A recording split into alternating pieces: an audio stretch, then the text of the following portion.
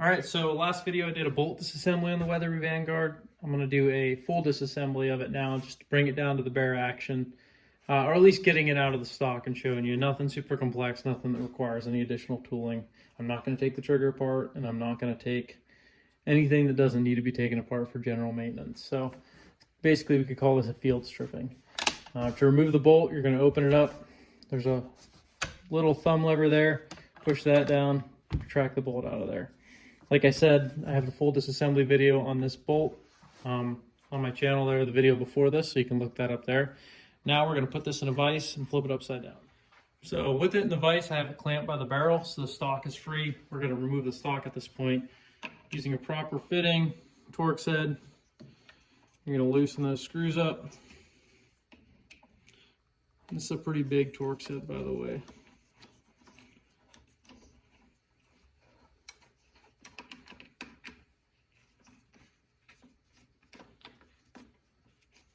I will say that I have noticed that I am getting some contact on the barrel here for this rifle. If you watched the video before, you'll know that this is a rifle that my grandpa won actually on a raffle. He's asking me to mount a scope on it for him, so I'm pulling that off. Bottom metal out. This Cerakote's really nice stuff because you don't have to do much maintenance for it. It's pretty simple. But mag box comes out.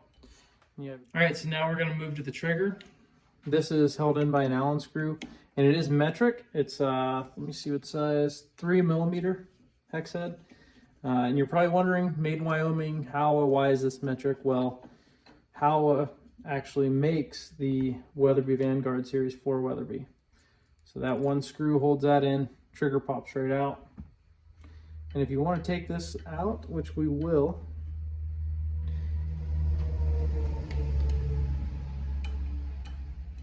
is a screw on the far side of this. Just unscrew that. Make sure you have a proper fitting screwdriver so you don't burr it up. There's a very tiny spring that can come out here as you're doing that, so just be aware of that as well.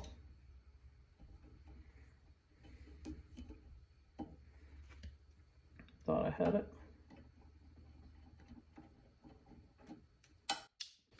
Pull that spring out. And that is the disassembly. Now we're going to go over the assembly. To assemble it, we're going to go in reverse order, starting with that tiny little spring.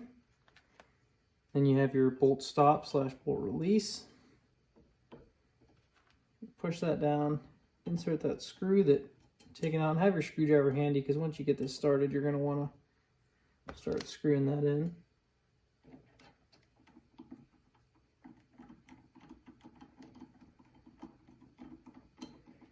Proper fitting screwdrivers are super important here so that you're not marring it up or potentially getting out of there. So test at every time when you're reassembling a gun like this, test for function.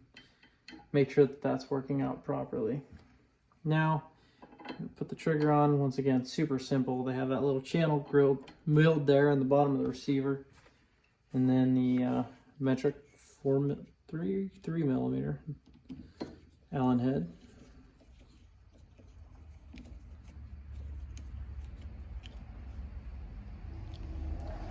And that is it for that. Now I'm going to insert the mag box, then the stock,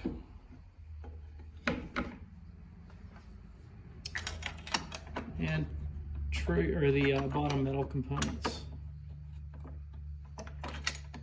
Pull that out, just make it a little easier on myself. There we go.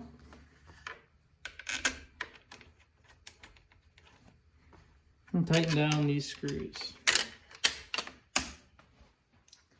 And because my grandfather requested it, these are dummy rounds.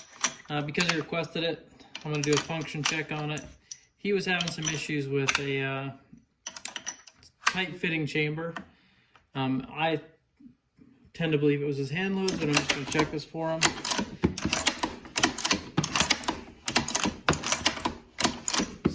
So it feeds the dummies pretty flawlessly, and so that leads me to believe it is his hand loads. I am going to check this with headspace gauges, but just wanted to kind of show you a little function check on that, and it functioned pretty smoothly. No issues there, but that is in the perfect scenario. Upright, in good shape, all that. But anyways, I guess I did forget to say, when you put the bolt back in, it's pretty simple. You just line it up with the lugs.